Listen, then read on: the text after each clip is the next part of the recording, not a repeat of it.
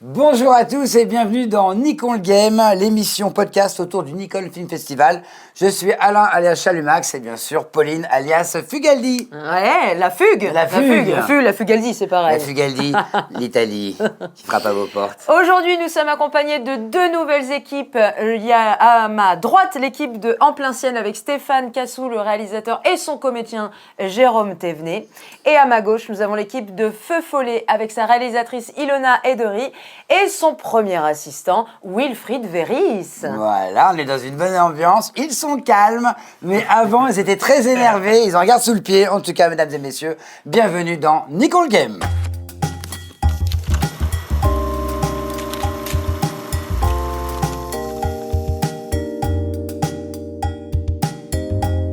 Bienvenue dans la 4e édition de Nikon le Game. Bienvenue les copains. Bienvenue, merci. Et les copines, vous allez bien? Tout le monde va bien? Super, et toi?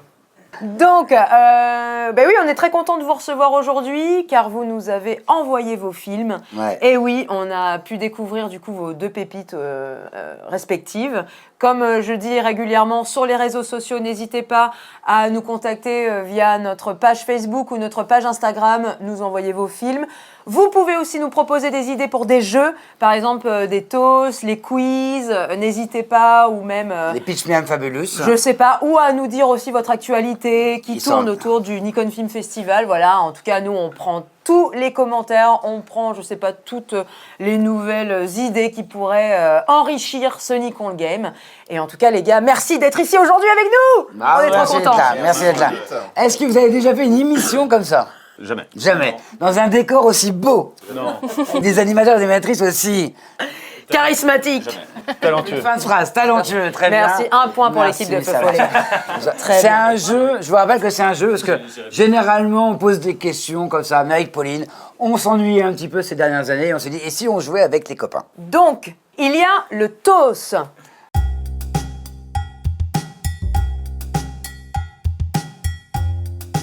Donc pour s'échauffer, on va tout simplement donner, vous allez faire une battle de la meilleure imitation d'un personnage de Disney. C'est parti. 3, 2, 1, ça commence avec cette équipe. On y va. Salut, moi c'est Mickey. Comment ça va? Bienvenue chez La Fugue et Chalumax. C'est pas mal. On peut l'applaudir, bravo. Bravo. Jérôme j'ai est vu catastrophé. Surtout, c'est que j'ai pas de personnage de Disney. Ah, c'est Non, ça. en fait, ce qui est assez drôle, c'est qu'on vient de m'envoyer une proposition pour intégrer un spectacle de Disney. On fait une battle de Mickey? Ah bon, oh. Ah non, c'est un autre. C'est un autre personnage. Mais il est pas de Disney celui-là. Ah, raté, ah là là. Non, c'était Porcinet. Porcinet, il est là au Disney. Ah, je veux. Ah, mais oui, Porcinet. Porcinet, c'est pas. Mais vas-y, continue ton imitation. Ah bah c'est juste. C'est juste ça. Oh, c'est trop mignon. Putain, Bah oui, je vois très bien le petit ouais, Porcinet. carrément. Oui, il va vous éclater sur un. Ah, c'est vrai que c'était pas mal. Moi, ce que j'ai bien aimé juste avant, c'est que Wilfried, pour être sûr qu'on comprenne son imitation, fait, je suis Mickey.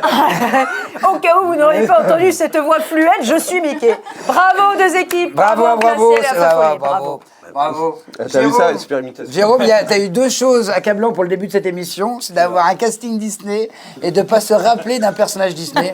Ça commence bien. Ça commence bien. Est-ce que tu as des enfants? Oui, un enfant. Un enfant. Il a quand même pris le temps de réfléchir. Oh, le montage galère. Ok. Un enfant? Un enfant, très Voilà, bien. d'accord. Mais comme quoi, j'ai pas été assidu avec lui pour regarder les Disney, quoi. Il n'est pas trop tard. Père indigne. Ouais, il a 18 ans maintenant. Ilona, il est pas trop tard pour surtout faire ça. Elle a fait Ilona quand elle avait fait une imitation, elle a fait comme ça. C'est ce qui s'appelle. On sait qu'on m'aurait pas vu. Très bien les amis, merci. Maintenant on est chaud, j'ai On est l'impression. chaud. De toute façon On va on était pouvoir- déjà chaud dès le début. Exactement. On Là- va passer au premier jeu, première confrontation. J'aime pas trop ce mot de confrontation. Non. En gros, on va passer au Pitch Me I'm I'm Fabulous. fabulous.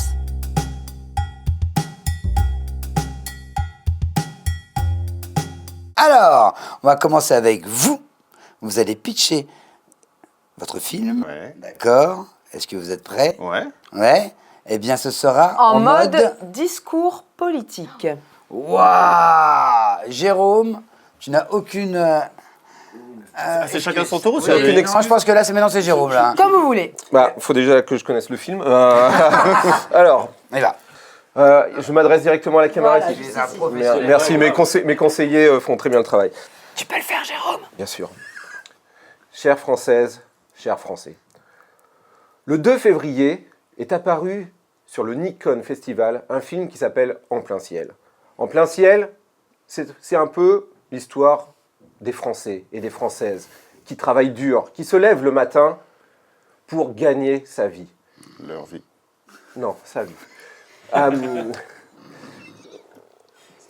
Excusez-moi. 500 000. Mais la vie est faite de péripéties, est faite d'épreuves. Faites vite surtout. Non, monsieur, le discours, je fais ce que je veux, d'accord? Merci. pas dire Votez ça, pour moi. Stéphane. Votez pour moi. Bravo Jérôme. Bravo l'équipe de En plein ciel. Alors les amis de Feu Follet, vous allez donc nous pitcher votre film à la caméra juste ici, mais en mode, est-ce que vous voyez radio classique? Les radios de musique classique. Où ça parle un peu comme ça, nous recevons le quartet de Michel Denis. Tu fais très bien. Allez-y. Radio classique, radio très chiante. Radio Cachic. Cachic. Aujourd'hui, chers auditeurs, après cette courte interlude musicale, nous allons nous concentrer à ouvrir nos oreilles et nos cœurs à un film abordant le combat d'un jeune homme, un combat universel au final, contre une addiction, contre les stupéfiants qui pourrait être celle de n'importe qui, pour n'importe quoi. Et ce jeune homme, dans cette lutte, va-t-il réussir à trouver les armes ou va-t-il abandonner? Très chers téléspectateurs, vous allez savoir la suite après une courte publicité. Très bien. Très bien, Ilona. Franchement, tu vois, t'étais craintive et moi je trouve que t'as fait ça super bien. C'est le petit filet de voix. Est-ce que tu fais de la SMR, Ilona? Ah, pas encore. Est-ce que tu as pensé à peut-être... Non, Est-ce tu es que t'es très bien sur- réalisatrice Est-ce déjà. que sur vers 8h42, tu présentes la météo? Parce que c'est la même voix quand on prend la voiture avec Pauline. Vos parents au Exactement. travail. Merci les amis, maintenant nous allons passer à vos interviews Ouais. respectives parce qu'on a plein de choses à... On a envie de vous poser des questions sur votre film. Moi j'ai envie de décortiquer un peu la manière sur laquelle vous avez travaillé.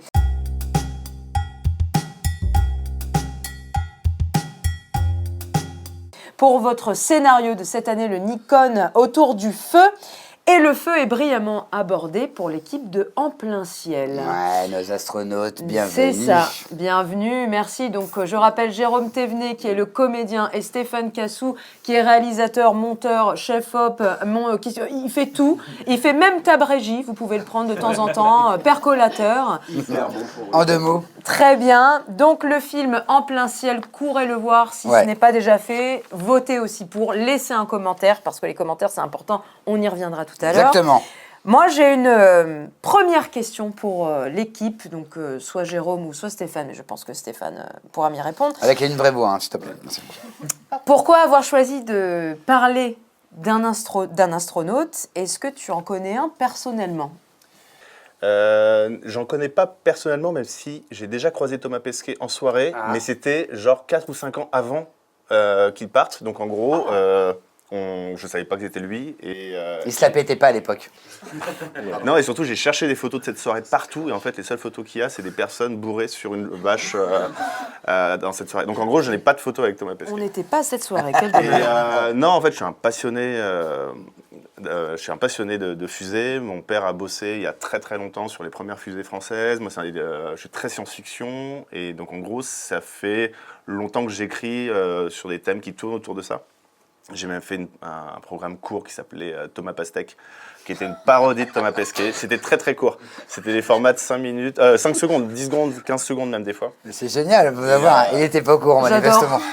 Bon, moi, je pensais pas entendre Thomas Pastèque aujourd'hui. Mais- Moi non plus, je pensais C'était, pas que... c'est sur Facebook, vous le trouvez, c'est Thomas Pastèque, le spationaute injustement méconnu, je crois. Et donc là, en gros, moi j'écrivais un long métrage et quand le Nikon est arrivé, je me suis dit, tiens, j'ai jamais fait de Nikon, si jamais j'en fais un, ben, en vrai, j'ai voulu essayer de l'intégrer à mon projet de long, sur la thématique, pas forcément sur la forme pour que ça soit intégré tel quel, mais je me suis dit, tiens, moi, je vais décliner mon sujet du long que j'écrivais. Et voilà, donc c'est pour ça que je suis allé sur l'astronaute, parce que j'aime bien cette idée d'un mec qui aurait pu être astronaute et qui finalement se retrouve à cause d'un accident, en l'occurrence à cause d'un... c'est le feu. On peut spoiler ou pas? En fait, en gros, voilà, je me suis dit, j'aimais bien l'idée de quelqu'un qui aurait pu être astronaute et qui se retrouve à passer des entretiens d'embauche un peu quelconques et à qui on pose la question, est-ce que ça vous dérange pas de bosser en open space? Alors que le mec aurait pu bosser dans l'espace. Et donc après, il y a plein d'idées que j'ai remises dedans, le fait que quelqu'un qui peut être astronaute n'est pas forcément fait pour vivre sur Terre, donc en gros, tout ce qu'il n'aime pas, le métro, tout ça et tout, fait que il avait l'occasion de s'échapper. Et à la fin du film, c'est ce qu'on voit, quoi. Lui, il est chez lui où on lui propose de bosser à la Tour Montparnasse, ce qui n'était pas son rêve. Mais justement, donc, alors attends, j'ai peut-être pas compris la même chose du film, et c'est ça qui est intéressant d'en parler. En fait, on voit l'accident, ce qui se passe, tout ça. Mais alors, tu vois, pour moi, c'était pas très clair. Qu'est-ce qui se passe pendant ces 6 ans? En gros, c'est un arrêt, un accident de travail. En fait, les 6 ans, c'est un trou qu'il a eu à suite à un accident. Ah, c'est pas 6 ans dans l'espace. Non, moi j'avais compris, genre Ouais. 6 ans, tu sais, pour Je établir... mets 2 fois cette durée. Ah, ok. Et c'est un petit... Justement, il revenait sur Terre et qu'il devait reprendre un taf lambda alors qu'il a été dans... C'est ça que j'avais compris. Oui, moi aussi. Okay. Bon, désolé. Non, en fait, l'idée, c'était plutôt qu'il aurait pu partir 6 ans dans l'espace. Et finalement, il a eu un arrêt de travail de 6 ans. Et en fait, quelqu'un lui dit, 6 ans quand même, sans rien faire, c'est... En fait, on n'a pas la même relation au temps. Quelqu'un qui doit partir sur Mars, alors c'est pas 6 ans l'émission, mais... Oui. Au moins, Mais il y a cette notion qui s'empale justement que le temps a autant passé. Il est vraiment obnubilé par cette idée qu'il veut aller dans l'espace, que lui-même il s'est pas rendu compte. Enfin, il n'est pas dans cette réalité comme nous au final. Enfin, j'ai l'impression qu'on ressent cette notion-là justement du temps qui passe différemment pour lui. Il y avait en fait la réplique de l'autre amène ça aussi, de se dire 6 ans, c'est quand même c'est beaucoup et tout ça. Alors que si on veut partir faire un voyage comme ça, non, faut être prêt à le faire et tout. Faut après passer du temps. Donc voilà, y a, la confusion, je la comprends très bien, mais globalement, voilà, c'est quelqu'un qui aurait pu avoir une carrière et qui se retrouve à... voilà. Donc c'est un peu un parallèle avec plein d'autres métiers, plein d'autres carrières où on aurait pu exploser, puis finalement on se retrouve chez soi à regarder les autres à la télé. Donc du coup, il est monté dans le ciel et il est retombé. Voilà. En C'est ça. l'occurrence, il a explosé en plein ciel. Ah, oui. Ouais, Alors, très belle chanson. Du coup, pour toi, Jérôme, comment ça s'est passé quand Stéphane t'a parlé du rôle C'est le moment sérieux de l'émission. Très sérieux. Ouais. Ah, là, je Acteur veux plus- studio. Comment ça s'est passé? En fait, ça s'est passé avec Stéphane. En fait, on n'était pas du tout parti pour faire un Icône à la base. On est parti en Week-end.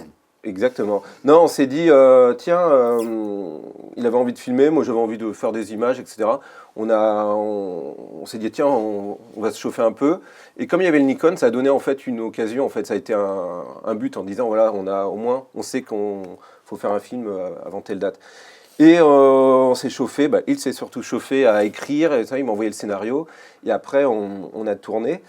Et moi, ça ressemble, en fait, c'est un peu un parallèle un peu avec ma vie, parce que moi, là-bas, je suis ingénieur dans le contrôle aérien. D'accord. Et j'ai fait comédien en parallèle pendant des années. 6 ans. C'est long. 6 ans. Et en fait, c'est vrai que il y a toujours un parallèle entre nos rêves et notre réalité. Et, par moments, on commence à toucher à nos rêves, mais ils se concrétisent pas complètement. Et les allées et venues en fait entre mon métier d'ingénieur et mon métier de comédien, en fait c'est très particulier. On touche un petit peu à... C'est comme si on te donne une friandise, t'as une sucette, oh c'est cool, et derrière, bam, tu te retrouves dans un bureau et après tu repars. Et et du coup j'ai bien aimé le parallèle en fait entre les deux, entre le personnage et moi. Ouais, tu t'es vraiment senti investi dans le personnage du coup, puisque ça racontait un peu presque ta vie. Ouais, après... Globalement, je me sens investi. Ouais. Je me sens investi dans... Dès que je joue, je me sens investi. Non, mais oui, donc ça faisait un petit écho. Donc. Oui, ça t'a aidé pour la construction du personnage, quoi. Ouais, sur le background, sur tout ce qu'on peut avoir en tête, en fait, à un moment donné, quand on revient dans une vie, on va dire, peut-être un peu plus lambda, alors qu'on touche à des métiers, un peu plus de passion, un peu plus de rêve. C'est marrant parce que quand tu dis ingénieur contrôle aérien, pour moi c'est tout sauf lambda déjà. Alors après toi c'est ton quotidien. Donc... C'est toujours de la perception de ce que tu fais. À un moment donné, c'est comment tu vois, parce que toi c'est un quotidien, c'est-à-dire qu'il y a un quotidien d'aller faire le même trajet tous les jours, de te retrouver dans un même bureau, de te retrouver avec les mêmes personnes, les problématiques sont à peu près... effectivement, aucun métier n'est lambda, suivant comment tu le vois que ça, mais c'est plutôt dans une histoire de routine. Toi, ça devient ta routine parce que c'est ton métier. Nous, on le voit ça, on se dit waouh, ça peut être impressionnant pour nous de le faire, mais non, C'est des responsabilités en plus, qu'on travaille rien. Il y a une belle métaphore dans le fait de ce Icare qui se brûle les ailes. Bien sûr, le cinéma, c'est aussi, on sent... Ça allait Non, puis on l'a mis décoller, avec lâcher les... son métier un peu Avec alimentaire. les trajets pour en décocher. métro, on l'a mis dans le film. Oui, Voilà, j'ai ça, placé ça. Et même le film à la base se terminait autrement. Même le film était un peu plus long et se terminait autrement. Il se terminait dans le métro avec les lumières qui défilaient un peu comme si c'était des étoiles et tout ça. Donc voilà, finalement, mais c'était trop long.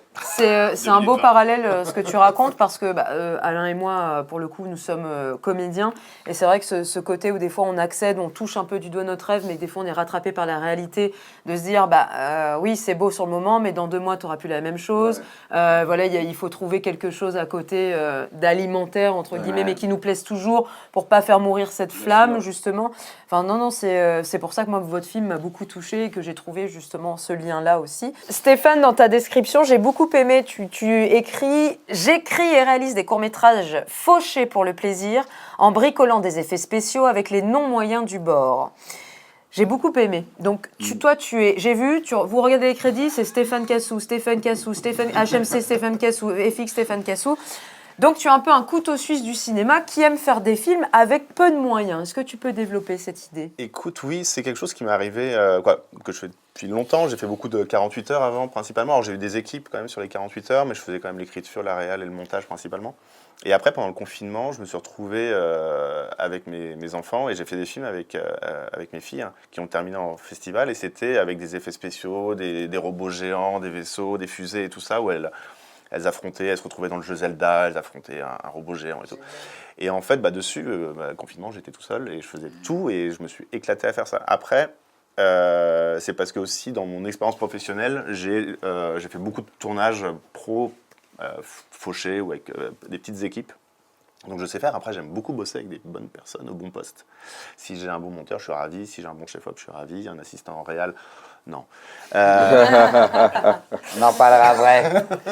Mais en gros, je sais que voilà, moi j'aime. C'est aussi pour ça que j'ai fait le film. J'ai pas pris le temps d'impliquer des gens. Voilà, j'avais un super bon ingé son, mais j'avais pas envie de le déranger. J'étais pas sûr de tourner. Quand même 2 jours avant le tournage, j'ai failli annuler en disant je sais pas si on sera prêt et tout ça. Donc c'est pour ça que j'ai tout fait le jour du tournage, mais bon voilà, au final c'est plus de stress aussi, le son, est-ce qu'il est bon, attends 2 secondes, je raccroche le micro alors que je suis en train de faire mon image. Et en gros, je pense que dans l'absolu, je sais faire plein de choses, mais il y a plein de personnes qui le font un peu mieux. Tu vois, j'ai fait l'étalonnage, j'ai découvert l'étalonnage. C'est-à-dire qu'en gros, la veille de la deadline, j'ai lifté Jérôme sur un plan, j'étais rajeuni sur un plan. Et j'ai découvert ça sur un tuto. Bien sûr. On peut poser des questions. Justement, j'allais venir, donc on clôt votre... Je peux juste dire une dernière chose. Je dois quand même vraiment saluer son travail parce que c'est vrai que c'est un peu un MacGyver. Incroyable. Et en fait, moi j'ai j'ai tourné les séquences, mais je ne savais pas ce que le film allait donner. Non, mais pour de vrai, il a tout restructuré le film, etc. Et vraiment, j'adore ce qu'il a fait et le travail qu'il a réussi le rendu qu'il a réussi à avoir sur ce film. Avec ce qu'on a fait, il a fait un boulot de malade. C'est un vrai MacGyver et je voulais le féliciter pour toute la France, le sache. Stéphane Cassou, les gars. Allez-y, l'équipe de Feu Follet, si vous avez 1 ou 2 questions, puis on passe à vous. Oui, moi je trouve les effets ils sont assez bluffants. Et je me demandais comment tu avais fait parce que quand je regarde, j'ai pas l'impression que ce soit de la 3D. J'ai un peu l'impression comme si tu avais fait, tu sais, les trucs très à l'ancienne où ils font tout avec des miniatures. J'aurais adoré, mais là j'ai pas eu le temps. En fait, en temps normal, j'aurais adoré bricoler une miniature, sauf que là finalement je l'ai fait en 3D. J'ai un pote qui m'a passé des images de drone, des chutes qu'il avait et tout ça. J'ai chopé un modèle 3D assez basique, donc j'ai un peu galéré sur les textures et j'ai rajouté du grain pour masquer un peu ça. Les passages où on voit l'espèce de nacelle, ça moi j'étais persuadé que c'était un truc genre bricoler main et que... En vrai, sincèrement, le rendu, même quand je le regarde, je me dis que si j'avais filmé, j'aurais filmé exactement de la même manière, donc c'est ce que j'aurais cherché à faire. Et avec vraiment une maquette assez sommaire et tout, et j'aurais adoré le faire, et c'est ce que j'ai fait plein de fois sur d'autres tournages. Et il rigole parce que t'as les effets dans dans le cockpit où il a juste un casque de moto, puis il est devant une grande télé. Ça fait des Devant une reflets. télé, en fait. Et dans ces moments-là, tu es content d'avoir quitté ton boulot d'ingénieur? Et donc, je vais juste Exactement. dire, on était dans une boîte de prod, on était dans le bureau d'une boîte de prod, t'as des gens qui passaient, qui Et se ça voyaient. marche Il était en combinaison orange, avec le Devant une casque télé. collé à la télé, avec les lumières qui clignotaient sur la télé et tout ça. Puis moi, je faisais les gros plans et tout. Et les gens, on faisait, on vous expliquera. Et les tremblements, ils sont faits main aussi sur le. Ok. Ok, ouais. Merci beaucoup à l'équipe de En Plein Ciel. Merci d'avoir Ouais. répondu à nos questions. Très beau Feu film. follet, c'est votre moment. Alors, déjà bienvenue. On rappelle qui est Feu Follet. On a la réalisatrice, gagne d'entrée oblige. Franco-brésilienne, bienvenue. Merci. Comment tu vas? C'est Ilona. Ilona, ouais, c'est ça. Ilona. Et nous avons ton premier assistant réalisateur, qui est franco-français. Oui, Non, franchement, bienvenue parce qu'on a regardé le film, donc Feu Follet. Vous l'avez vu Ouais. aussi. Quand vous avez tapé Feu Follet, vous avez vu, parce que c'est super marrant. En fait, je pensais l'avoir vu. Ouais. Et en fait, dans le lien, T'en as t'as vu Jérôme qui m'a dit, t'as bien cliqué sur le lien. Et donc, j'ai fait, ah mais non, celui-là, je ne l'ai pas vu. C'est pareil, je suis passé par d'autres Feux Follets. Ah oui. Est-ce que vous avez vu qu'il y a 7 Feux Follets? Ah, 7, je pensais qu'il y en avait 5. Ok. Parce que nous aussi, avec Pauline, on a pensé avoir une idée originale. Et on le rappelle tout le temps. Dans le Nikon, quand il y a une idée originale, finalement, elle n'est pas si originale que ça. Non, Alors, on rappelle bien sûr que Feu Follet, l'histoire du film, tu l'as dit tout à l'heure, c'est l'histoire d'une rencontre entre deux hommes, finalement, puisqu'il y a un vieil homme et puis un jeune homme, c'est ça? Mais aussi, finalement, la rencontre de lui avec lui-même. Ce jeune homme, c'est ça Et ça, je trouve ça vachement bien. Et c'est vachement bien fait, parce que finalement, pendant 2 minutes 21, on en parlera tout à l'heure, mais avec un final, mais de dingue, sur le jeune homme, et on va parler bien sûr de la performance du de comédien. ton acteur. Qui est complètement dingue. Incroyable. Moi, je voulais d'abord vous demander pourquoi avoir raconté cette histoire sur la drogue qui fait du bien dans le Nikon, parce qu'on n'en parle pas souvent de la drogue. C'est délicat de se. Il y en a un qui avait gagné une fois, c'était le marchand de sable. C'était il y a 1 an ou 2 ans, c'était une petite fille qui... Ça vous rappelle ça? Qui dilait, ouais. Ouais, Qu'est-ce que tu penses? Vachement sympa. Du coup, vas-y, Ilona. Donc, qu'est-ce qui a inspiré ce film? C'est, je dirais, une volonté en fait de donner de l'espoir. Donner de l'espoir à un ami qui mène ce combat actuellement, qui était en plein dedans au moment où j'ai écrit le film. Et j'avais envie de lui donner de l'espoir, d'apporter une portée symbolique à son combat. C'est peut-être un peu superficiel dit comme ça, mais Pas du tout. Le cinéma peut aider. Ah ouais. je pense aussi. Et voilà, j'avais vraiment envie d'apporter une représentation juste de ce que ça peut être et peut-être justement aider d'autres personnes à prendre les armes également. Mon but, c'était vraiment d'apporter une représentation juste, de ne pas glamouriser ou ne pas justement accuser ceux qui vivent ça. Donc c'est vrai que c'est un sujet assez délicat à traiter et donc en fait, le processus d'écriture s'est fait avec cette personne, c'est-à-dire que je vais envoyer la première version, je vais l'envoyer à d'autres personnes également qui souffrent de ça, on va dire, pour être sûr vraiment que le message soit juste, tout simplement. Mais non, mais c'est tout à ton honneur, parce que c'est vrai que, comme on dit souvent, le feu peut brûler, mais guérit aussi. Aussi, ouais. Parce que toi, qu'est-ce qui se passe dans ta tête quand le thème c'est le feu? Tu vois, moi j'aime bien savoir ce qui se passe dans la tête des réalisateurs ou des scénaristes. Oui, c'est vrai que c'est une bonne question. Le feu, par rapport à la drogue, j'ai trouvé cette similitude dans le sens où l'envie de consommer, ça te consume et en même temps c'est un désir, une pulsion qui est vraiment ardente, quelque part à laquelle tu ne peux pas résister quand tu es addict. Et tout de suite, j'ai trouvé ce rapport où ça te fait du bien et en même temps ça te fait du mal. Donc voilà, j'ai pensé à une flamme qui ne brûlerait pas en fait, donc celle du feu follet. Ouais, D'accord. Moi, j'ai une petite question. J'ai beaucoup aimé, moi, la mise en scène, l'image, et tu sais, les scènes entrecoupées, Les tu jump le vois cuts. prendre, ouais, voilà, les jump cuts, merci. Ça m'a fait beaucoup penser à Requiem for a Dream. C'était Ouais. volontaire? Oui, c'était une inspiration, oui. Bon, bah, totalement. Bien Mais joué. c'est très réussi. Merci. Ah ouais. C'est copié, pas égalé, mais réinventé. Donc bravo. Et elle est au Merci. montage en plus. Hein. Ouais.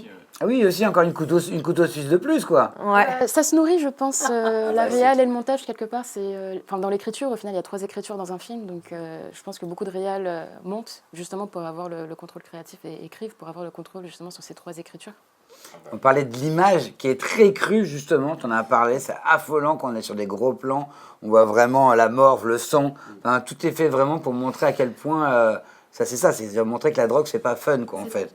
Il y a un côté très fun dans les discours, c'est marrant, parce qu'on en parle, parce que de plus en plus, même dans les médias, les réseaux, il y a chacun fait ce qu'il veut avec la drogue, mais en tout cas, il y a un côté où la drogue, ça peut être fun, on prend de l'AC, on prend de l'AC, on fait de la teuf, il y a un côté glamour, et que tu as très bien dit, et toi, tu as redonné, pas les lettres de noblesse, mais tu as montré vraiment la vraie image de la drogue, c'est quelque chose qui fait gaulerie 5 minutes et on en est prisonnier pendant très longtemps. Exactement. Ouais, c'est l'après qui m'intéressait en fait.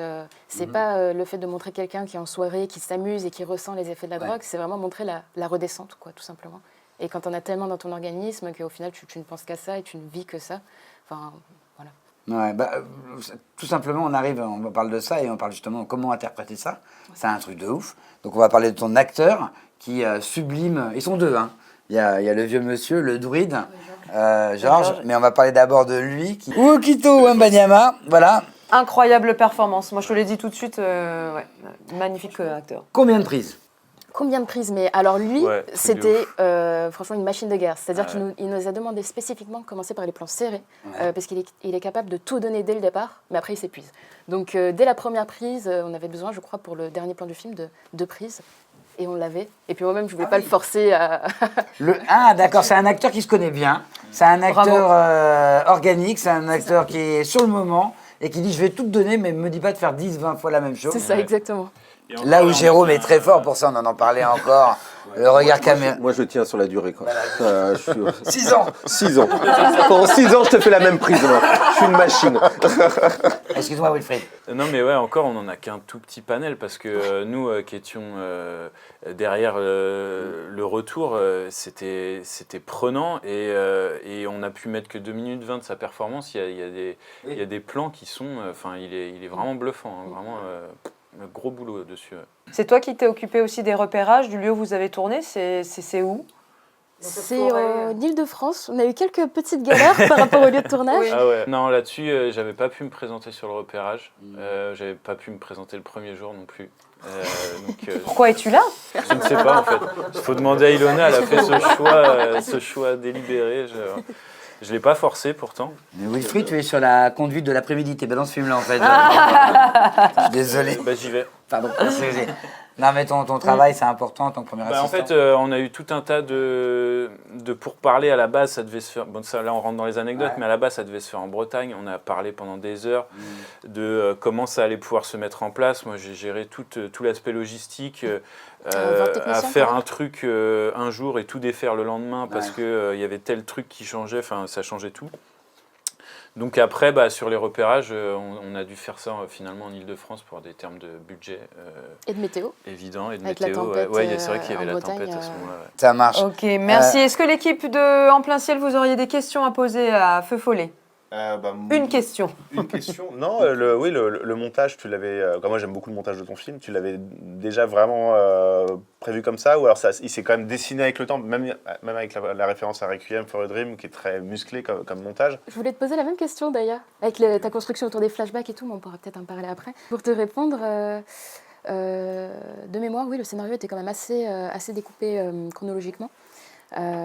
Donc effectivement, j'avais cette idée de faire revenir de manière cyclique plusieurs événements, donc la cigarette, les flashbacks, le feu follet.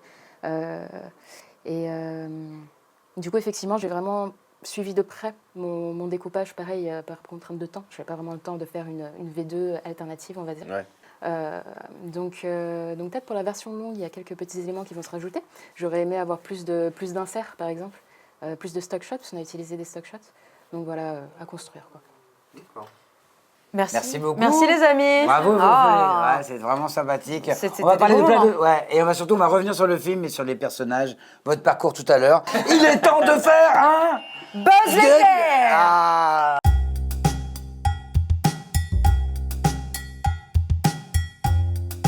C'est très Disney. Attends. Alors, pour ce Buzz l'éclair, les amis, nous allons du coup vous poser des questions. Le Buzz l'éclair, vous le savez tous. Tu arrêtes. Wilfried, enfant. Si seulement il aurait pu ne pas se présenter à cette émission. J'adore ça, c'est notre bouc émissaire depuis le début de l'émission. Non, pas du tout. Alors, on va vous poser un quiz en rapport forcément avec le cinéma. Ne vous inquiétez pas, c'est très facile. Non mais Jérôme, fais-toi confiance. Allez, c'est parti. Dès que vous avez la réponse, vous buzzez. Tu commences? Allez, je commence. Vas-y. Dans quel film ça farte et ça casse? Bryce de Nice. Brise de Rouen. Très bien. Bravo en plein ciel. Qui est Joseph Merrick au cinéma? Joseph Merrick Merrick. au cinéma. Très vieux film en Qui noir et est blanc. Joseph Anthony Merrick? Hopkins. Oh là là là là là là. Je suis un... Oui, c'est dans Elephant Man. C'est le docteur. C'est Elephant Man, c'est Elephant Man. Elephant Joseph Merrick. Man. C'est le vrai nom de... Mais c'est pas Anthony Hopkins Si Anthony Hopkins. qui joue Elephant Man. Il joue dans le film Elephant Man. Il joue dedans, mais J'ai pas dit qu'il joue Elephant Man, j'ai dit avec Anthony Hopkins. Il fait- Stéphane Et Cassou. réalisateur. Allez, qu'est-ce que la Mostra? un festival à Venise. Très Bravo. bien. Dans quel pays se déroule Braveheart? C'est en Écosse. En Écosse, ouais.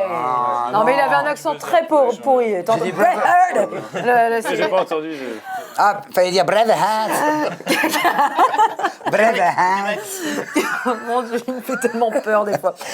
Et alors. Très dur, très dur, très dur. Comment s'appelle la vache dans La Vache et le prisonnier? Marguerite. Très bien. Monsieur, attention. Quel est le nom de l'hôtel dans Shining? Ah, merde. Ah. Ouais, Il y a un truc avec le regard. Il y a un truc avec le regard. non, c'est pas First Look Hotel. On n'en Ah, est pas pas loin, loin, on pas n'en est loin. pas loin, on n'est pas loin. Oh. Je rappelle qu'il y a une heure d'émission, faut se dépêcher. Un pote qui a fait un court-métrage dessus. Allez, on donne la réponse, c'était Overlook. Oh voilà là. Ok, merci les amis, bravo pour ce quiz. C'était un fast quiz, c'était un rapide quiz. C'est rapide. Très très bien. Bravo à vous. On revient sur vous, vos films et surtout votre parcours. Donc l'équipe de En plein ciel, que ce soit Stéphane ou Jérôme, j'aimerais... donc, Jérôme, tu nous as déjà tout à l'heure brièvement expliqué que tu étais donc ingénieur, que tu es maintenant comédien et que tu vis ton rêve. Qu'est-ce qui s'est passé? Et voilà. Et toi Stéphane, aussi ton parcours. Moi, alors ça fait plus de 20 ans que je réalise, que je filme, que je monte. Alors, j'ai fait beaucoup de films de communication interne, donc films d'entreprise. C'est comme ça qu'on gagne de l'argent pour faire nos... Exactement. Et à côté de ça, j'ai réalisé aussi des pubs. J'avais une boîte de prod qui a fermé depuis. J'ai fait beaucoup de web-séries dans mon coin, des petits programmes courts, tourner des courts-métrages et tout pour moi. Et en fait, au confinement, comme je l'ai dit tout à l'heure, j'ai fait des films avec mes filles, confinées en festival, et qui m'ont permis de réaliser un programme pour Oku, la plateforme jeunesse. Ah, tu as été repéré par Oku? Pas par Oku, mais par une boîte de prod, en fait. Génial. Et donc, j'ai réalisé un programme qui s'appelle Chasseur de légendes, qui mélange... Stéphane Cassou. qui mélange fiction et reportage sur des gamins qui élucident des légendes urbaines. D'accord. Et c'est encore disponible sur la plateforme.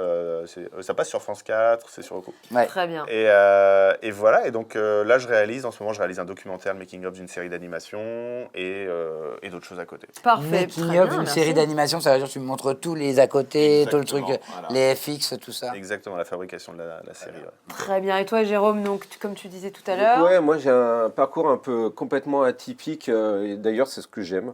Donc oui, j'ai été ingénieur, je le fais encore un peu en parallèle quand j'ai besoin de gagner de l'argent. Ouais. Ah oui, Ouais, tu peux revenir. là, je me débrouille.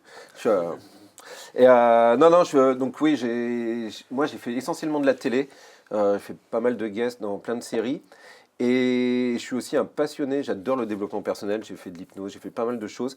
Et là, je suis dans une pièce qui s'appelle Libre de toute peur en ce moment, qui a un mélange en fait entre une comédie, on va dire de boulevard, et un séminaire de développement personnel sur les peurs.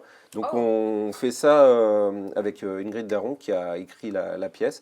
Donc on joue ça et j'adore parce que c'est vraiment au croisement de deux domaines que j'adore, la comédie et le développement personnel. Donc ça c'est mon vrai gros projet là de 2024 où j'ai vraiment envie que ça se développe. Ok. Et après les tournages, on est toujours en train de se repositionner aussi, à réfléchir. Et je crois que j'ai vraiment envie de me focaliser parce qu'on veut tout faire, mais au final, Ouais, c'est ça. Ouais, on s'éparpille. et je crois que j'ai vraiment envie de me focaliser sur la comédie, sur ce que j'aime faire. C'est pour ça que je risque de reprendre un boulot à côté pour être libre en fait de mes choix et pouvoir faire Peter Pan, voilà. Et donc non, je suis alors moi aussi je touche un peu à tout, mais c'est vrai que la comédie, j'ai vraiment envie de me fixer sur la comédie là dans les prochains. Eh bien, on te le souhaite, Ouais. Jérôme. On te le Il souhaite. ne l'a pas dit, mais il a fait la doublure et il apparaît dans la pub. Il a doublé quand même Simon Baker. Et depuis le sa, mentaliste. depuis sa carrière, a fait pareil. Le développement personnel, mais est-ce que tu peux en 30 secondes me motivé pour aimer le développement personnel. Pour moi, le développement personnel, c'est beaucoup de comédiens pendant le confinement qui ont arrêté d'être confinés. Ils n'avaient plus rien à faire. Ils se disent, moi, je vais utiliser des techniques, tu vois, de comportementalisme, de s'exprimer en public. Et le développement personnel, ça t'a vraiment aidé ou c'est pas un peu bullshit? Mais vraiment, c'est comme ça. Alors, moi, ça n'a rien à voir avec le métier de comédien. En fait, à la base, c'est moi en tant que personne. Ouais. En fait, je viens avec mon passé, des croyances, des choses qui me bloquent dans la vie. C'est comment je fais pour avancer et dans mes objectifs. Qu'est-ce qui me manque? Qu'est-ce que toi... On a toujours des pensées limitantes. Ça sabote. On s'auto-sabote le plus souvent. On est plus dur avec nous-mêmes qu'on serait avec les autres. Donc on apprend à moi en tout cas, à déjà mieux se connaître, voir quelles sont nos forces, nos défauts ou les points qu'on doit améliorer pour avancer en fait. C'est le fameux bilan de compétences et après, fameuse... Mais après, le développement personnel, c'est hyper large. Effectivement, on le met un peu dans tout. C'est pas une solution miracle, mais je pense que c'est quand même un super outil pour avancer et progresser. Et dans ce métier de comédien où c'est quand même des montagnes russes, c'est bien aussi de savoir prendre du recul, s'aider à avoir des clés, des outils pour mieux gérer. C'est pour ça que je te posais la question, parce que c'est important de nous aider dans nos métiers de Et même comédien. en tant que personne, en tant qu'homme, en tant que donc père, moi aussi je suis père, donc ça me permet d'essayer d'être une meilleure version de moi-même pour mon fils, pour moi en tant qu'homme, envers mes amis et dans le futur. Voilà. Merci. Merci beaucoup, Jérôme. Merci. L'équipe de Feu Follet, très brièvement, votre parcours, s'il vous plaît. À tout début, ma formation, moi, c'est musicien, donc rien à voir avec le cinéma. Après, j'ai toujours été dans le milieu de l'image, puisque mon père est photographe. J'ai fait des premiers clips, parce que l'essentiel de mon réseau était dans la musique. Covid, annulation de tournée, comment on dit quand tu te reconvertis. Reconversion dans le montage et la réalisation. J'ai obtenu ma licence récemment. J'ai fait depuis ma licence où j'ai été JRI pour l'Argus, un média automobile. Après ça, j'ai arrêté et j'ai fait chercher plein de plans gratuits. C'est comme ça que j'ai rencontré Ilona. En faisant des plans gratuits, je me suis testé à l'assistanat réalisation. J'ai kiffé. C'est réducteur, hein. Ilona, c'est plan gratuit. On en reparlera. Et du coup, après tout ça, en fait, j'ai rencontré des gens, j'ai fait pas mal de réseaux et j'ai lancé ma boîte de prod là le 6 décembre et maintenant je suis producteur. Bon alors, Monsieur Wilfried, le producteur. Merci beaucoup, Wilfried. 2 minutes 4. Et t'as été franchement, bien vu. Ouais, il s'est présenté en Anicode 2021. Elona. De mon côté, comme vous l'avez dit, je suis franco-brésilienne, donc j'ai vécu dans différents pays à travers le globe parce que mon père était expatrié militaire. Donc ça m'a vraiment inspiré, faire du cinéma, je pense, à aller à la rencontre des gens, à raconter leurs histoires. Quel pays t'a marqué? Forcément le Brésil m'a marqué, le Maroc. Je pense principalement ces deux-là m'ont vraiment... Ça marche. Oui, c'est vrai. Okay. Et du coup, dès petite, je me suis intéressée au cinéma grâce aux cours justement qu'on avait au lycée. J'ai tout de suite découvert ma vocation. J'avais testé un peu de tout avant la danse, le théâtre justement, et je me suis dit non meuf, tu dois être derrière la caméra.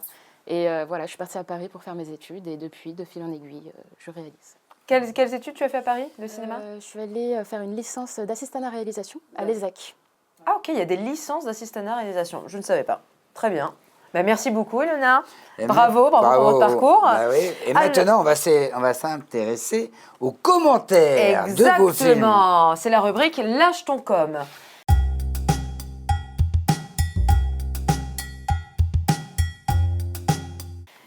Donc, nous sommes allés chercher quelques commentaires, nous allons vous les lire et vous allez rapidement réagir, nous dire « Ah bah ça c'est mon tonton, ma tati voilà.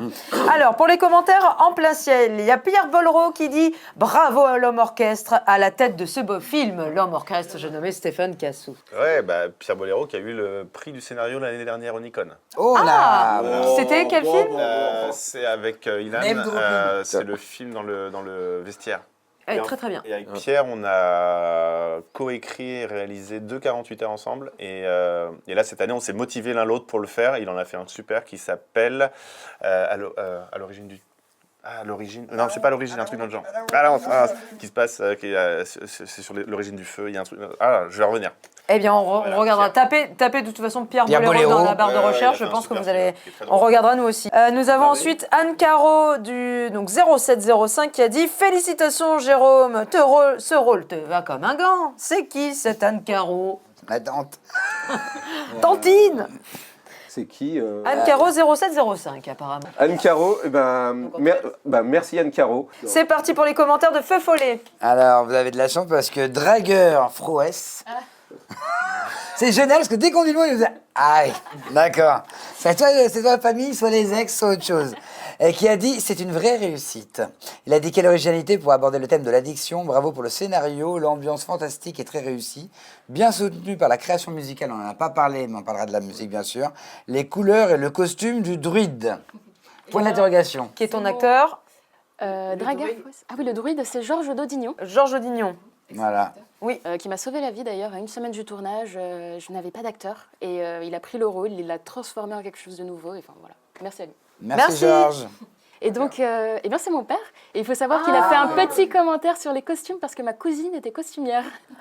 C'est pour ça il n'a pas fini justement. Finis ce qu'a dit ton papa. Exactement. Surtout les deux acteurs. Alors attends, elle a dit bien soutenu par la création musicale, les couleurs et le costume du druide. Donc il parlait de tous les costumes. Surtout les deux acteurs sont excellents, le rôle principal juste habité. Alors attends, c'est pas fini. Parce qu'après il y a Mister Jax, J-Sax, qui est donc ton troisième père. 22 pères. Ce film est incroyablement poignant et intense. Il m'a donné la chair de poule. C'est vrai, l'expression de la lutte du garçon contre ses démons est incroyable. Ce clip donne envie de découvrir le film. Qu'est-ce que ça veut dire? Ça veut dire qu'on est en train de nous dire qu'il va y avoir un film ou pas du tout? Une version longue, c'est sûr. Ouais. Donc peut-être qu'il s'est dit clip parce que ça dure 2 minutes. Donc, Oui.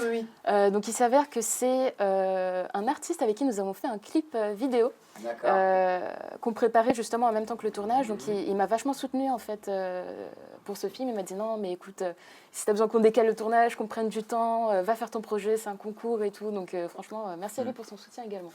Parfait. Merci beaucoup. Il est temps maintenant de passer à la question GG, la question Gênante.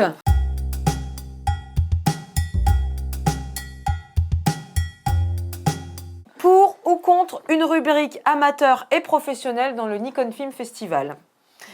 On parle que chaque année, il y a un espèce de débat parce que les gens ne trouvent ça pas juste qu'il y ait par exemple des films qui soient mis en évidence et qui ont 40 000 vues, même 40 000 euros de budget C'est aussi. surtout ça, ouais. Et d'autres qui ont 200 euros de budget et qui du coup ont des images moins quali et ils se disent c'est pas juste, il faudrait. Mais en même temps, c'est la beauté du Nikon Film Festival, c'est que tout le monde peut y participer. Alors rapidement, vos avis. Contre. S'il vous plaît. Contre. Qui est une rubrique amateur professionnelle. Exactement, c'est un concours, allez on y va. Le but c'était, on se fait des films, on se fait plaisir. S'il y a des gens qui ont du budget, ils ont du budget, c'est le jeu. Le plus important étant l'histoire. Et le plus important c'est de raconter son histoire et de faire son film, budget ou pas budget. Voilà, moi je pense que c'est l'idée de ce festival et il faut que ça reste comme ça. Personnellement, moi je dirais plutôt qu'une rubrique, plutôt qu'un vraiment, c'est un prix du professionnel, prix de l'amateur, parce que ça permettrait de mettre de l'exposition sur plus de monde, effectivement peut-être un peu plus de justice entre guillemets dans la mesure où en général quand tu as un gros budget, tu peux faire des choses plus larges a priori. Mais en même temps, c'est difficile de décerner un prix du professionnel et de l'amateur. Ça veut dire que l'amateur, tu ne mets pas dans une catégorie de professionnel ou toi, c'est J'ai ça. pas dit que j'avais une solution toute faite. Non, je sais.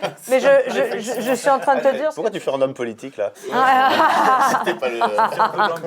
Jérôme président. Oh, je suis Jérôme. Oui, non, mais je vois ce que tu veux dire. Oui. Non, mais je. Effectivement, ouais, après comment tu classifies tout ça, c'est un peu compliqué.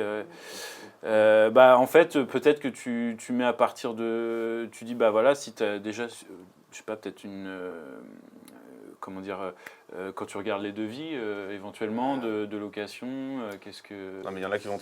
Oui, c'est vrai. Moi, à titre personnel, tu vois, les premières fois, je voulais pas participer au Nikon justement parce qu'en face, il y avait des boîtes de prod qui voyaient là l'occasion de briller, de faire un super film qui pouvait leur servir et tout ça.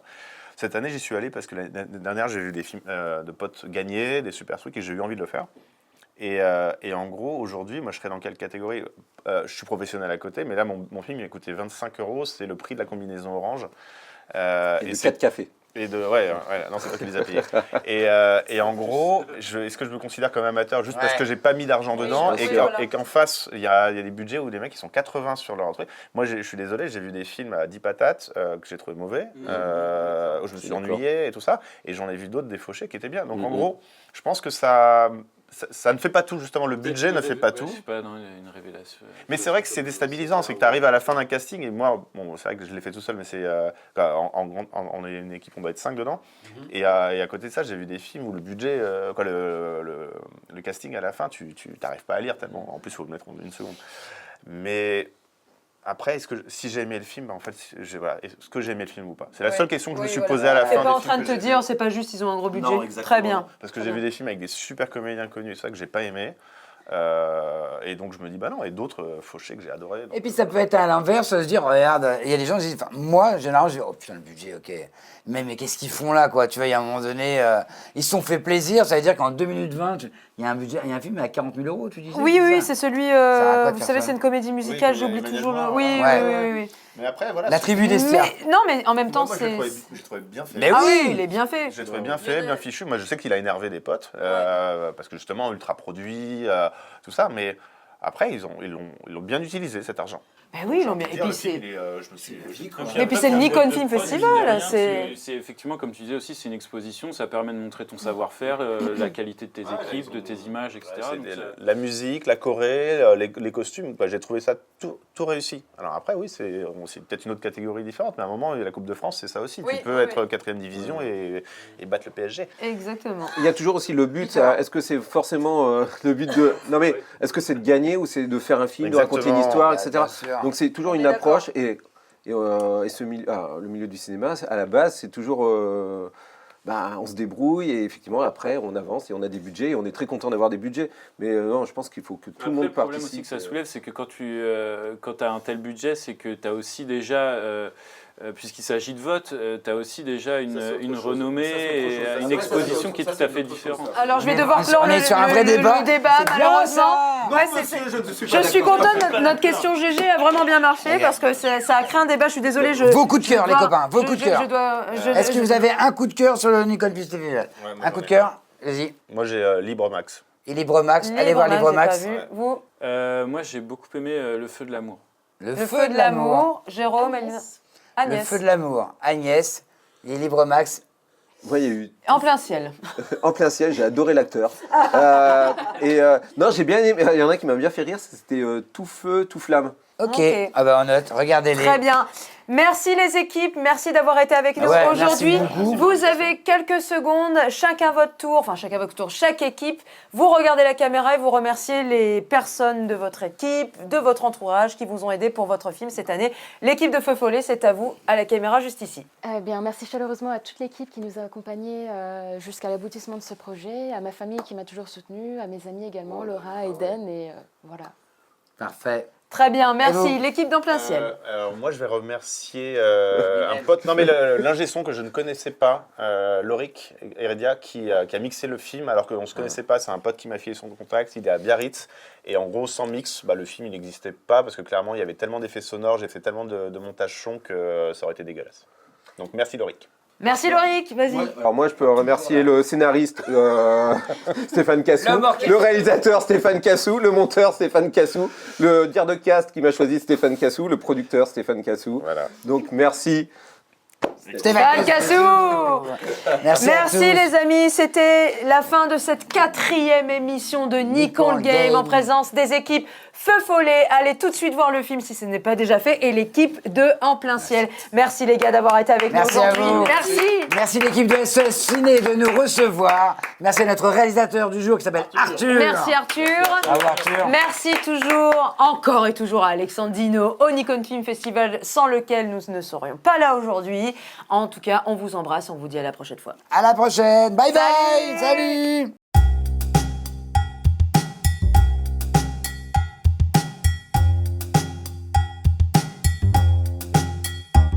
Alors on me la pose énormément cette question, le fonctionnement de la présélection. Alors c'est détaillé vraiment en profondeur dans la FAQ sur le site internet, donc j'invite les gens qui sont très curieux à aller la voir.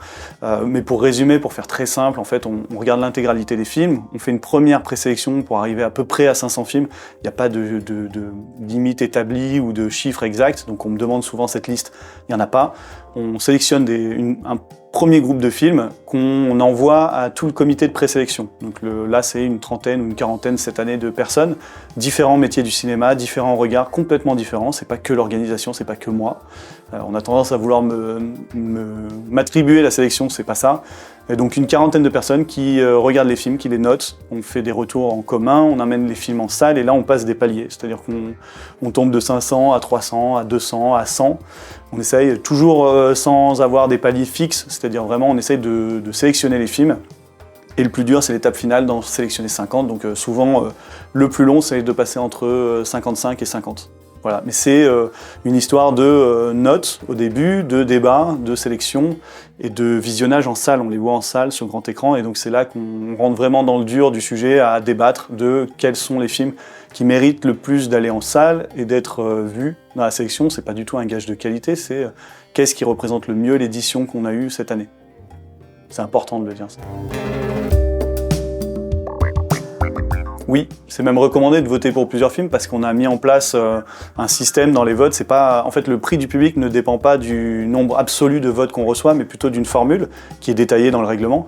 En fait, l'idée, c'est de récompenser les votes de personnes qui votent pour plusieurs films, qui soutiennent plusieurs films. Donc si vous soutenez 20 films, votre vote n'a pas le même poids que quelqu'un qui vient juste voter par affinité pour un seul film. C'était l'idée de lutter un peu contre cette idée reçue de c'est celui qui a le plus de communauté qui gagne. Là aussi, c'est absolument faux, il suffit de voir les palmarès. Et de limiter un peu justement ces votes par affinité et d'aller encourager les gens à aller découvrir les autres films pour les soutenir.